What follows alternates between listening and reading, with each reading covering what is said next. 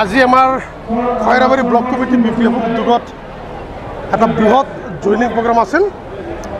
ইয়াত 1883 জন UPPL, BJP আৰু অন্যান্য দলৰ আমাৰ যোগদান চলি আছে। UPPL দলৰ 551 জন আৰু BJP দলৰ 452 জন, অন্যান্য 580 জন। এই 580 জনৰ ভিতৰত কিছু প্ৰথমে BPF আছিল, যোৱা BTC নিৰ্বাচনৰ পূৰ্বে তেওঁলোকে অন্যান্য দলত গৈছিল।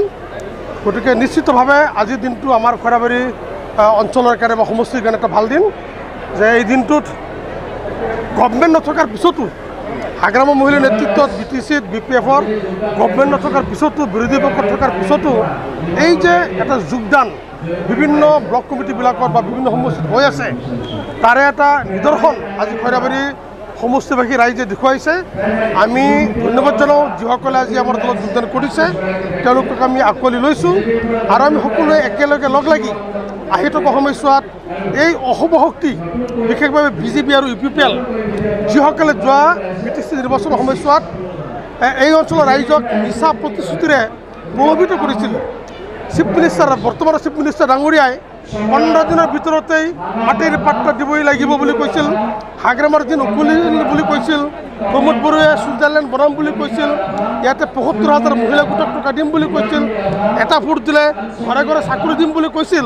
এই তেনেধৰণৰ লোভনীয় যিবিলাক কথা UPPL, BJPয়ে কৈছিল, আজি 3 বছৰত অঞ্চলবাসী ৰাইজে বুজি উঠিছে যে তেওঁলোকে সঁচাকৈ মিছা প্ৰলোভন দি ৰাইজক প্ৰলোভিত কৰিছিল, আৰু যাৰ কাৰণে ৰাইজে আজি অনুভৱ কৰি আকৌ BPF দলত যোগদান কৰিছে। আমি আহি থকা সময়ত 2024 লোকসভা, 2025 বিধানসভা সমষ্টিত আমি মানসিকভাৱে প্ৰস্তুত হৈছোঁ। হাগ্ৰামা মহিলাৰ নেতৃত্বত আমি যিকোনো প্ৰকাৰে আহি থকা সময়ছোৱাত এই BJP, UPPL দলক আমি পৰাভূত কৰিম। আৰু এই যে BJPৰ আৰু UPPL অহংকাৰ, এই অহংকাৰৰ দৰ্প আমি চূৰ্ণ কৰিম। আমি নিশ্চিতভাৱে BTC অঞ্চলৰ ৰাইজে ইতিমধ্যে মাৰবান্ধি থিয় হৈছে। মই সকলোকে অনুৰোধ জনাইছোঁ যে এই শান্তিপূৰ্ণ পৰিৱেশত আমি থাকি BPF দল অধিক শক্তিশালী কৰি আমি BPF দলটোক আৰু গতিশীল কৰি আহি থকা নিৰ্বাচনত আমি যে মুখামুখি হ'ব পাৰোঁ, আমাৰ প্ৰাৰ্থীসকলক যে আমি বিপুল ভোটত যে জয়যুক্ত কৰিব পাৰোঁ, তাৰ কাৰণে কাম কৰিম।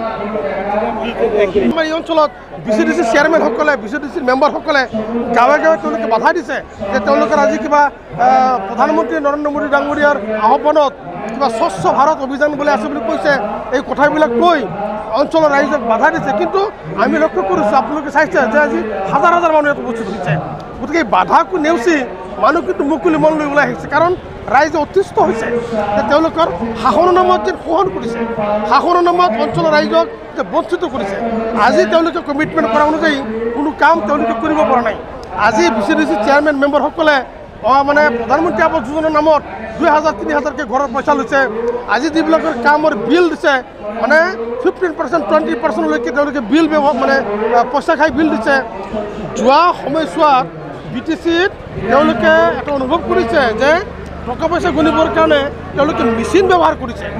এই যে অবাধ দুৰ্নীতি BTC অঞ্চলত চলিছে, এই কথাবিলাক চাই ৰাইজে অতিষ্ঠ হৈছে।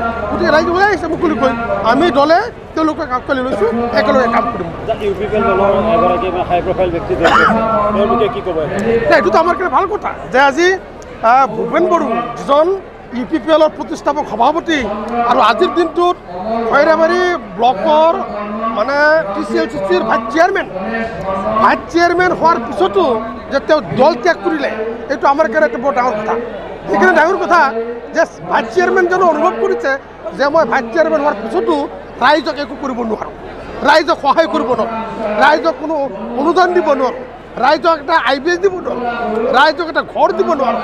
গতিকে তেওঁ এইবিলাক অনুভৱ কৰি তেওঁ দল ত্যাগ কৰিছে আৰু আমাৰ দলত যোগদান কৰিছে। 6 বাৰো লৈ আহিছে। গতিকে আমি